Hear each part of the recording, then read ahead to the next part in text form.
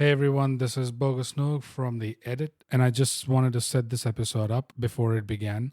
So basically, McNullity and I fully intended to do an It's Not Easy episode on alignment, not realizing just how much we had to say on the topic and how many layers we would cover. So the recording went on for a bit, way longer than a usual It's Not Easy episode. So this is not an It's Not Easy episode. It's just on alignment in general. And we're also breaking it up into parts 1 and 2 because of the overall duration. But why did you guys have to break it up into 2 parts? What did you have so much to say about for alignment? If that's the kind of question you have in mind, then here goes. In this episode, McNullity and I will be covering alignment. In what context do we use the word? And why exactly is alignment important? Not so much why it's not easy, but why is it important? And we're looking to build a convincing case for you guys. In alignment part 1, we are looking at a few micro examples, day-to-day relatable examples like when you're working out or in your workplace or in your personal relationships. We're looking at it from an interpersonal perspective, which is your personal values. And then we're also looking at it from a macro scale. In alignment part 2, like why is alignment such a big deal? Why have people across time, across thousands of years, have stressed and emphasized on alignment so much? Why would they go through all the trouble? We're talking about pyramids. We're talking about magnetic ley lines on the Earth's surface. We're talking about ancient temples, monuments, churches, castles built across the world. Guys, you don't want to miss this. Keep listening.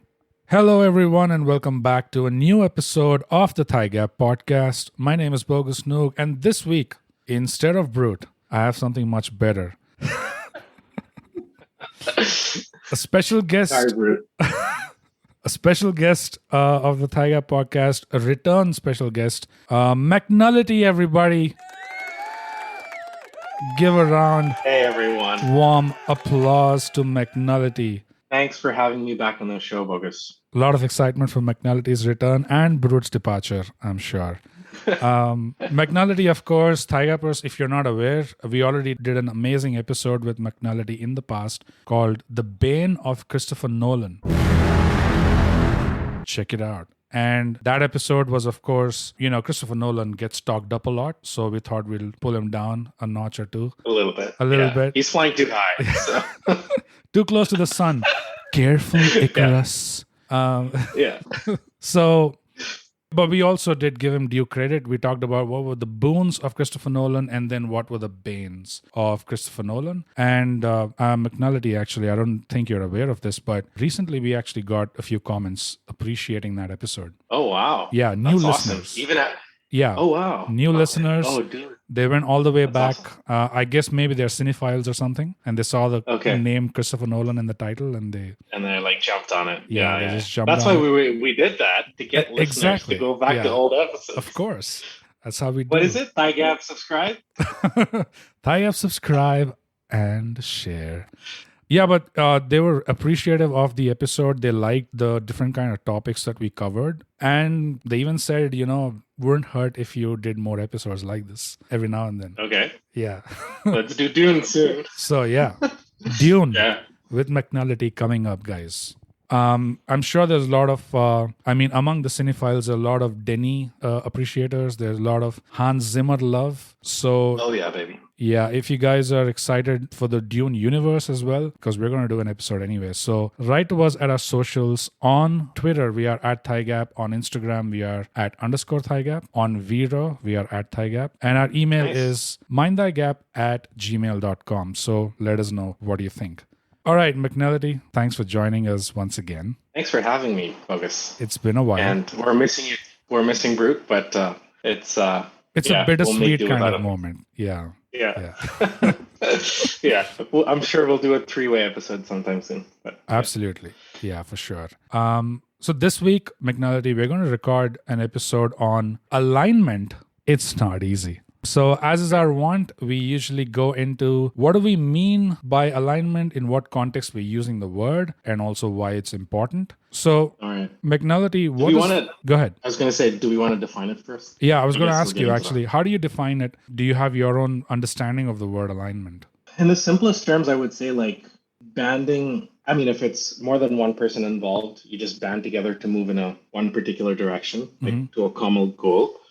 But if it's, you can align internally too, right? So then you pretty much think about how what you do needs to come together as a cohesive whole to accomplish what you want with your life. So it's still moving in one direction. Right. Whether you want to do it internally, externally, you just kind of rally your mind and body. If it's internal towards one direction. And if it's interpersonal, then you want to rally people around you as much as possible towards a common goal or cause and try to do it in the most harmonious way possible. But again, it's not the most easiest thing. That's why it's not easy. Yeah. But why is it important, right? That's like the $1 million question. Like, why is alignment important? Yeah. So before that, I'll just go into, what I had in mind with the word alignment. Yeah, for so sure. we got your perspective, of course. And for me, I tend to think of alignment, and the way I'm talking about alignment in this episode is going to be from the perspective of just arrangement of elements. I don't care what objects they are, but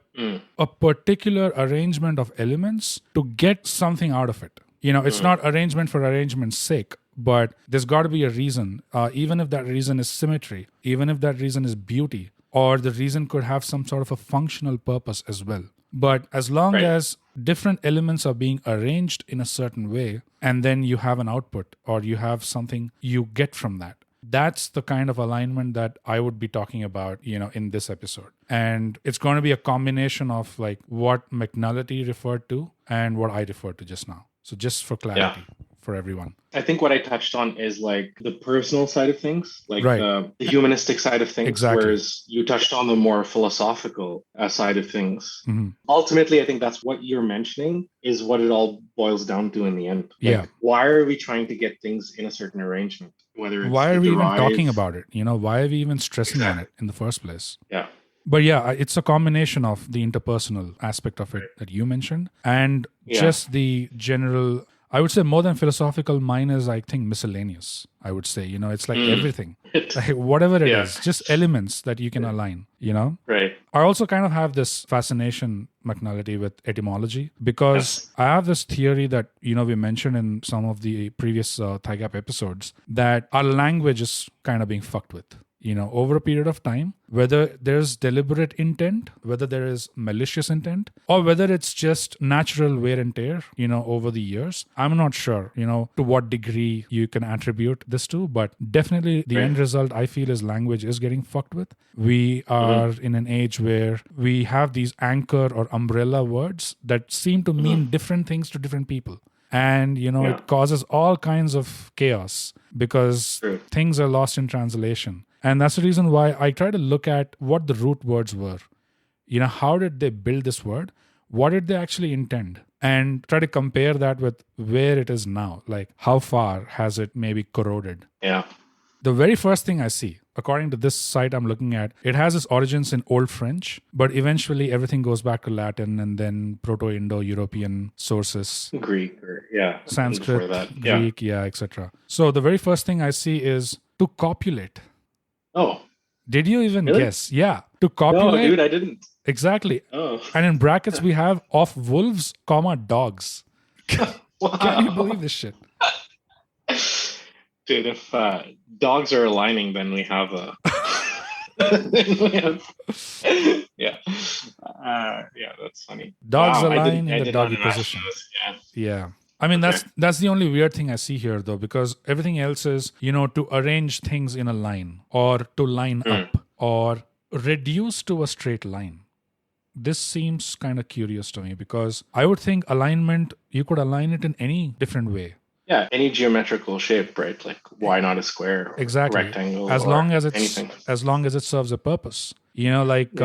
The Kalapani prisons, in Andaman and Nicobar Islands, where the Britishers, the East India Company used to imprison freedom fighters, troublemakers.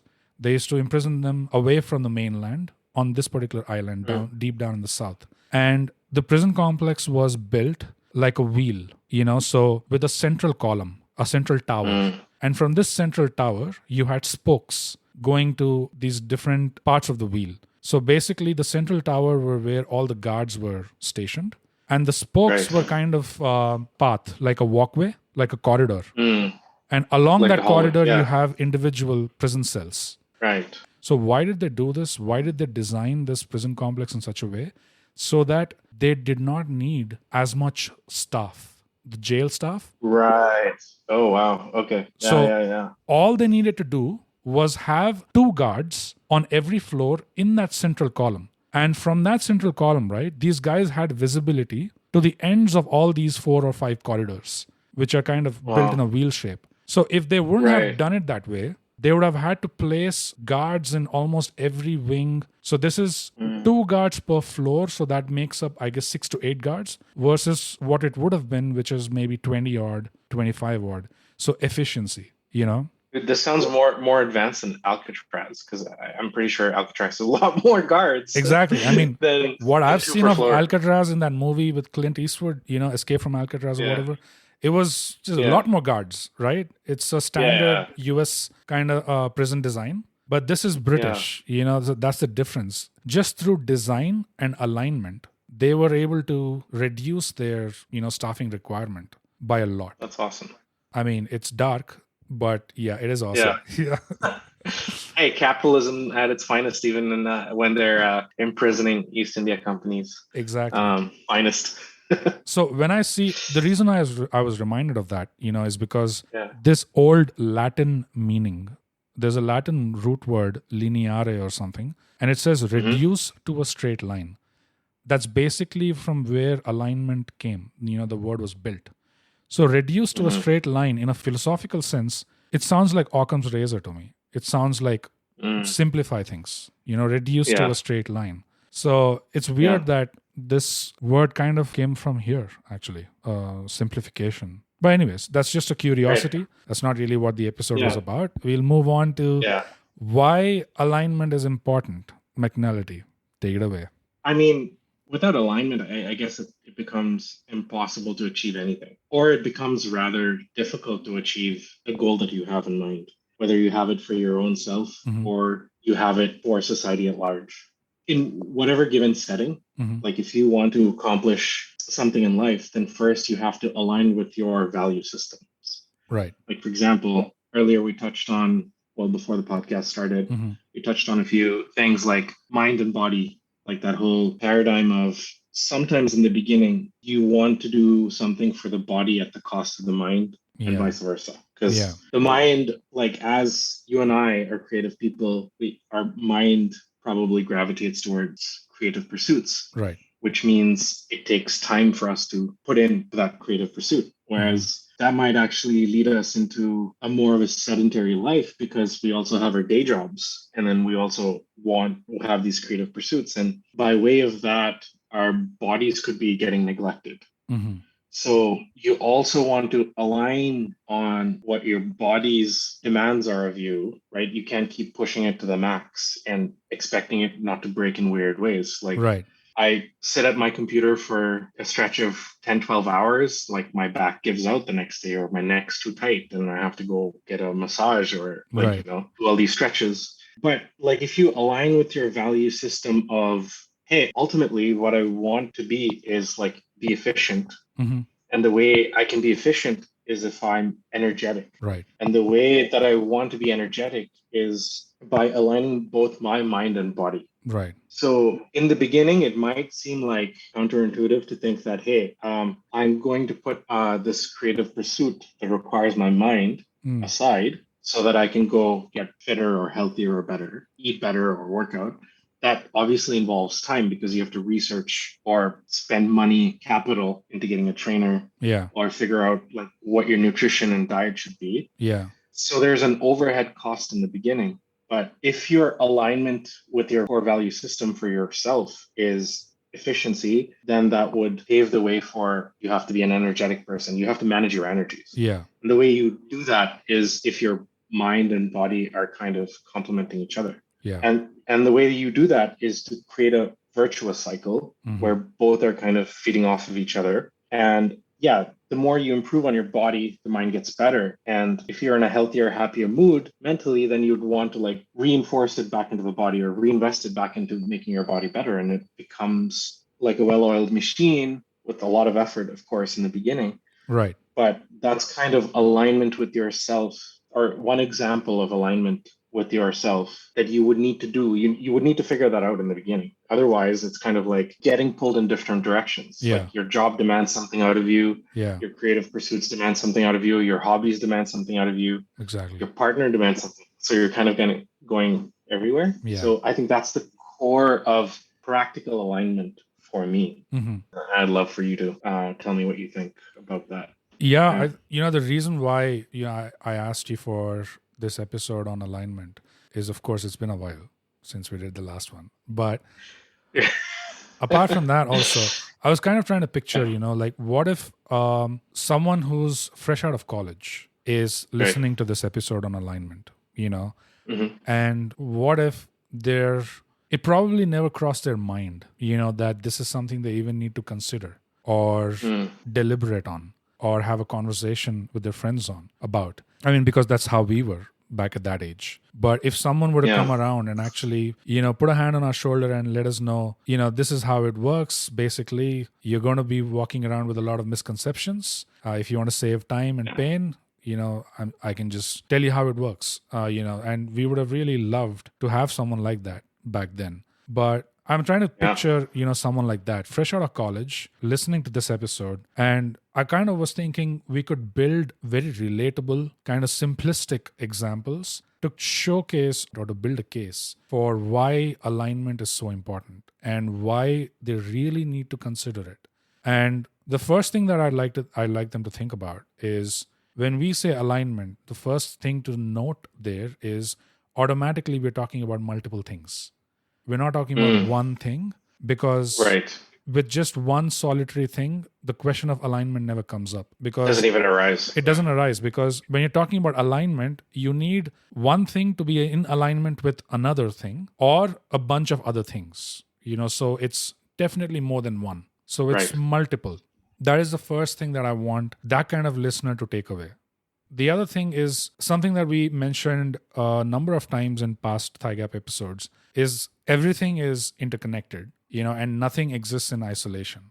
This kind of credo, it takes a while to actually sink down to your bones and for you to actually understand, what that means in real life, like in practical terms. So I kind of wanted to show through this episode, by us talking it out, how we can show that there are different things that are interconnected to each other. First of all, and what happens if these different elements are in alignment, and what happens if they are misaligned. So let's start off with the most relatable example that we could think of is fitness. Go with that. So fitness, I'm thinking of a guy like me who's not really perfect, obviously, like no one else, but who's also not extremely productive as much as I want to be, at least. So for me to start working out and stick to a regimen, that itself is going to take up a lot of my energy and a lot of my stamina or capacity, And I'm probably going to be walking away thinking, I wasn't working out yesterday. From today, I'm actually working out. I'm doing a big thing. If I'm able to just make sure I go to the gym twice a week, thrice a week, whatever I had committed to, that's about it. This itself is a huge deal. I don't got to focus on anything else right now. Let me just bask in the glory of, just this that I'm able to do. But then what happens when you go to the gym and you actually start talking to your fitness trainer? What does he say? He's obviously thinking that you need to do a lot more than where you are, right? So exactly. For him, your small win is like, are you serious? There's the bare minimum. Like that. It's like, that's even a thing. You're gloating over that. Where's the, losing a pound a day kind of thing. Right. But fitness is like such an important thing to align, because it was almost like a requirement for me.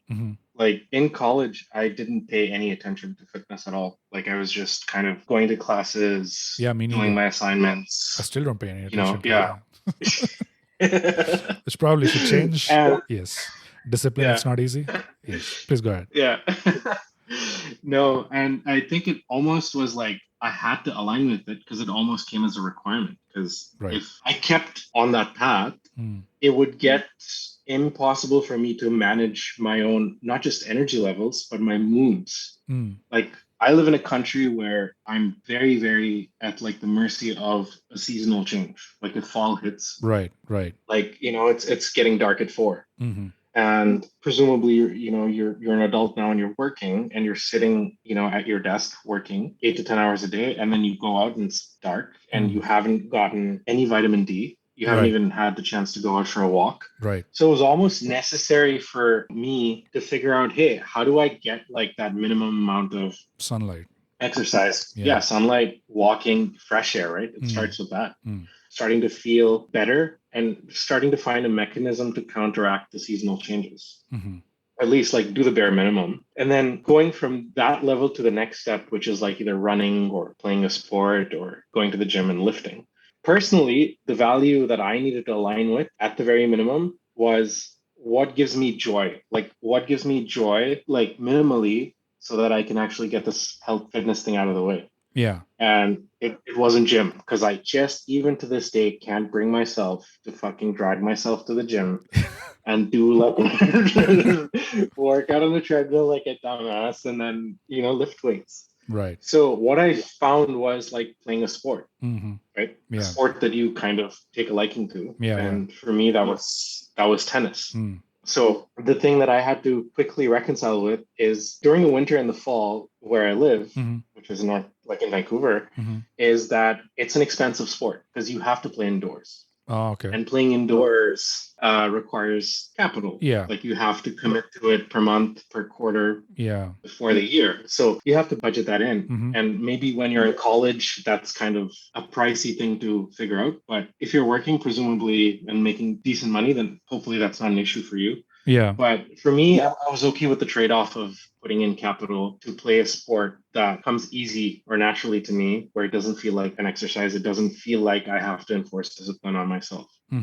And then do it that way. And now I play tennis 2 to 3 times a week. And it's like great because I feel like I got a good workout, very minimum. I should be supplanting that with other things, but at least, hey, going out there and like hitting some balls for an hour and a half, at least twice a week. That gets my body moving, that gets my blood flowing. And so I was able to align with the basic requirement of the body to be healthy or somewhat fit. I'm not still a work in progress and nowhere near perfect health or fitness, but it got me enough so that I'd be able to manage my job and activities outside of my work, basically family life, this, that. So yeah, that was kind of the minimum kind of alignment I had to do in a way that I could reconcile, hey, how do I make it easy for me and it doesn't feel like a burden? Plus, am I okay with spending a bit more money than usual to get my fitness goals met? When you say, how do I make it easy for me, you're referring to your fitness goals? Yes. How do you make that whole process easy for yourself? Yeah. So I mean, that's exactly what we're talking about. Like we start off thinking about a goal, a singular goal, and we can sort of get, our vision could be myopic, or we could have the blinders on, sort of the horse blinders, where we think, this is just the one goal that I need to achieve. So that's it. That's the one goal. Yeah. But then when you actually get into it with any amount of, if you're diligent about it, like we said in the workout example, like you go to the gym, you're here thinking you're already achieved, just making it to the gym twice or thrice a week. Yeah. But then your trainer's saying, bro, it's not even about the workout so much. It's not even about the weight so much. What's even more important is your diet. Are you eating right? And what's even more important is your sleep cycle. Are you sleeping right? Are you maintaining the circadian rhythm? So for me, who kind of was patting my back, patting myself on the shoulder, going to the gym, this guy's giving me a reality check saying, oh, you had a goal X that you wanted more strength, or you wanted more stamina, or you wanted more fitness, or you just wanted to look good naked, whatever, but you had a goal X. And you thought you just come to the gym twice or thrice a week, and that's all you had to do. You're showing up. Yeah. It's not good enough. In order to get your goals X in the right amount of time or in the most efficient way, there are these sub goals that are connected, or there are these dependencies, Y, Z, etc., that you kind of have to get right. If you don't get those right, then you're not going to get this right. Yeah. So then I sit back and I learn, oh God, I signed up thinking that it was just this one thing I had to get right. I had to work around my procrastination. I had to work around my laziness. I had to work around whatever problems I have. And somehow get this one thing right along with my job and try to make sure I'm not burning any one of these things. I'm kind of keeping everything afloat. And I thought that itself was taking all of my effort. Now this guy's coming and telling me there's two or three other things that I have to focus on. So now I got to do deep research on how do I eat right? What is the proper diet for my body type or whatever? And then I have to sift through, fake information versus legit information. I have to do that for myself. And then I have to figure out sleep cycle, all of that by myself. And all of these things also require their own regimen. So it's not just me being able to make it to the gym on that particular day. Now it's me being able to eat the right thing at the right time, So what I signed up for thinking was one sort of activity per day kind of became like 3 meals a day or 2 meals a day, along with intermittent fasting or along with keto or whatever, comes in. It's a whole bunch, and that's when it throws you out for a loop. And that's probably when people may give up as well. When it becomes overwhelming, when they get, the rug kind of gets pulled under their feet. Thinking, oh shit, I didn't sign up for all this shit. How am I going to be able to do this? And you look at that thin fucker that's next to you that's eating like shit. Yeah. And still is able to, and you're like, what? How's that fair? How is that fair? And like, I have friends, I have family that just eat whatever they want, and they're just like blessed with good genes, and they're just like looking good. Like they might not be cut up, but they don't have excess fat anymore. So exactly. Exactly.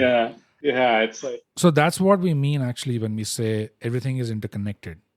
This is one relatable example, which is you started off with one goal, but then you figure out there are a lot of dependencies that you have to check off the box as well. But there's also the factor of alignment, which is alignment is all about how are they arranged, in what way. So if these were the dependencies that we had to get right, then if we were really serious about achieving our goal, which is fitness or strength or stamina, hopefully we don't want to be doing it for 20 years, 25 years. We kind of want to get it done efficiently in as small a time frame as possible, because you're not going to be young forever, blah, blah, blah, all that shit. And you're not going to be alive forever as well. Like all of us are going to die. Yeah. So exactly.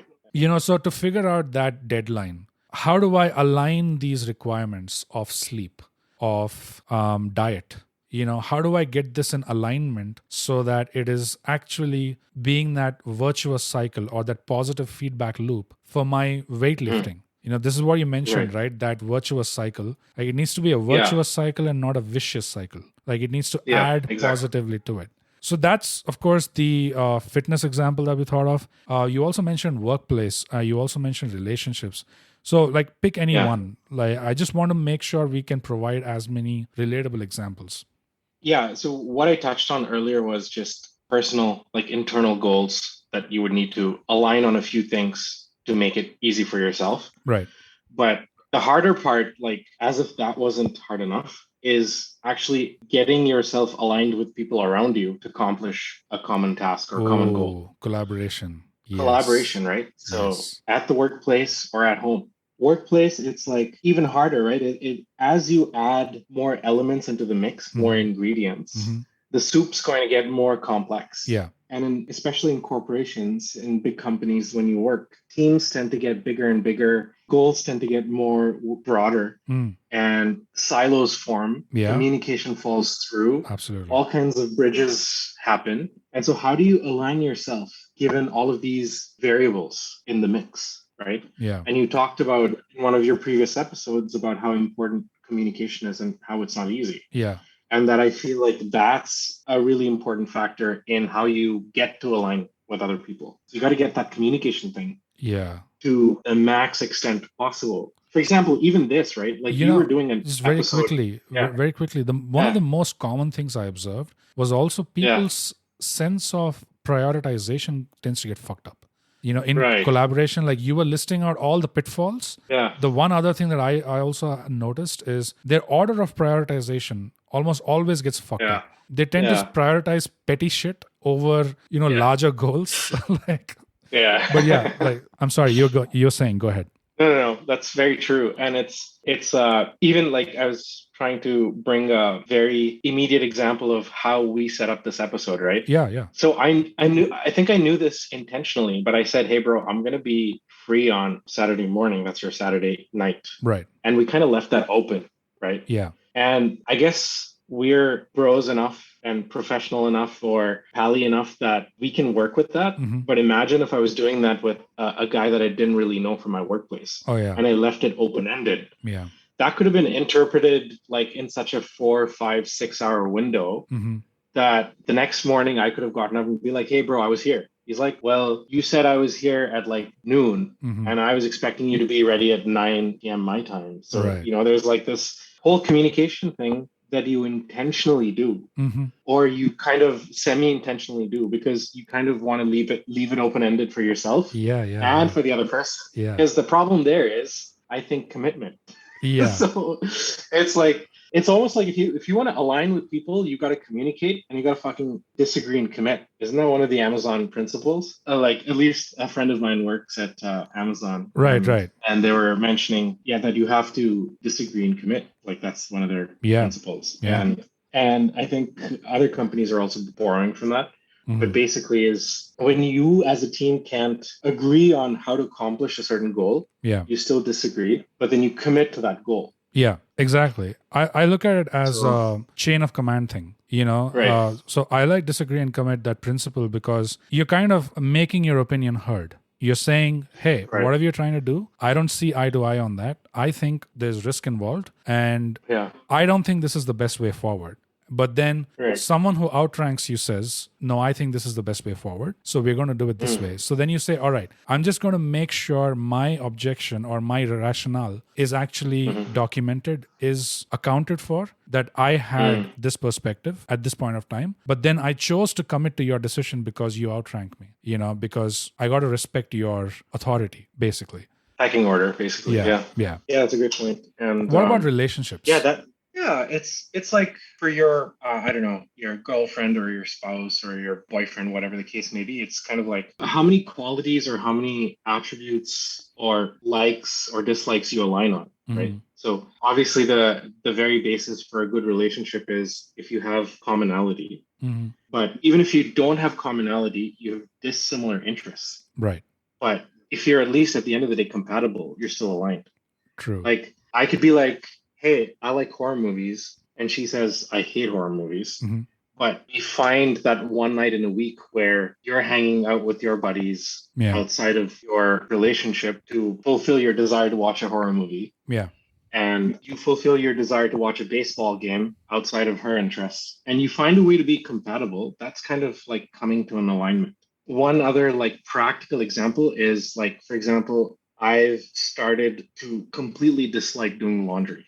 And it kind of got worse over time. I cannot stand doing laundry. Okay. And the lucky part is for her, laundry comes easy. Because she throws on Friends and she just like works through bucket loads of like clothes and like washes them, dries them, puts them away. And she'll just be giggling to Seinfeld or Friends and then just doing it. Right. Whereas I can't do that. I can't watch Friends because it's just too beneath me.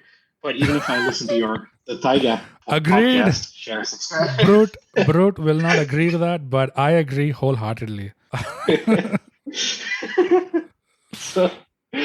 So for me, I have to listen to something that's worth my time. Yeah. So it could be like an important podcast. Then like now my attention span is being demanded by the podcast or that thing. And the chore at hand kind of takes a backseat. Regardless, I mean, I don't like doing laundry. So the way I find a trade-off is that I'll do the dishes. And I don't mind doing dishes every day. And it's not even unevenly keeled because it's like we have this unspoken, unsaid agreement where that she does laundry and I compensate by doing the dishes. Right. And it's never been a business transaction, which is, I think, one of the attributes of like a powerful, good relationship is that we never handshook on that. Be like, I do the dishes, you do the laundry, and that's how it's going to be. It just kind of worked itself out, Okay. And it was so beautiful to experience it as part of because over time, it just kind of became that. Yeah. It's not like, we're going to do this deal and this is how it's going to be. Yeah, there were no rules of engagement. Yeah, exactly. Yeah. So that's one example. So I was thinking maybe in a similar vein, there's some activity that she cannot digest and you're okay doing that, and totally. Yeah. it sort of works that way. So I think, the example that you just shared also reminded me that there could be another aspect to the context or the significance of alignment that we're talking about, especially what you just talked about in terms of relationship and also in terms of the workplace sort of alignment that we aim for is if aligned well, if the alignment is done well, then even with significant amount of strain, you still don't have any break. You could bend, it could probably bend, it could probably take a lot of tension, it could probably take a lot of strain, but it probably would not break if it is properly aligned. In that sense. Exactly. Yes. Yeah, that's a very good point. Yeah, often in relationships, if you're either intentionally or unintentionally aligned, it makes for a stress-free kind of work-life balance or relationships. So, yeah. So, yeah, I mean, we've talked about a lot of micro kind of relatable examples so far, day-to-day life, to sort of try and illustrate how alignment plays into our daily lives and why it needs to be considered. I mean, carefully considered, because nothing exists in isolation. And if you're trying to do one thing, in order to do it right, in order to get it right in the best way possible, with maximum advantage to you, strategic, financial, whatever, there are always bound to be something else, some other things that are connected to it. And if you can figure out that, okay, these are the dependencies to my primary goal, and I need to focus on them as well, and I need to make sure I have oversight on those sub goals or dependencies as well, then that's only going to make sure that I'm going to go where I want to go, or I'm going to get what I want at the end of it. Because if you're really young, you probably have the luxury of making mistakes. Not everyone is always that young, But with time, you have your constraints, you have your, your equation's always going to be fluid with every different person. So far, we've talked about the micro examples, guys. Now, let's look at the other side. Let's look at why, or are we the only ones who's talking about alignment, basically? Are we the only ones who's stressing it? Is there anyone else, or has there ever been anyone else who's gone to great lengths, to achieve alignment? Let's just take a look at a few examples. So the pyramids of Giza. Yeah, you were saying, go ahead. Before you go to the pyramids. Yeah. Before we get into the pyramids, this is where we'd have to stop the part 1 of alignment, just so we have that clear separation. So part 1 will be about the micro examples. Part 2 will go into the macro examples. And like I said before, part 2 is going to go into the alignment of the pyramids with the Orion's belt and magnetic ley lines on the Earth's crust, and a lot of those examples from past history that indicates a lot of focus and stress that was put on alignment by our ancestors across the globe. So check it out. It's going to be released right now, right away with this part 1 episode. I'm not going to keep you waiting. ThyGap, subscribe, and share. Come over to part 2. Align yourself with it.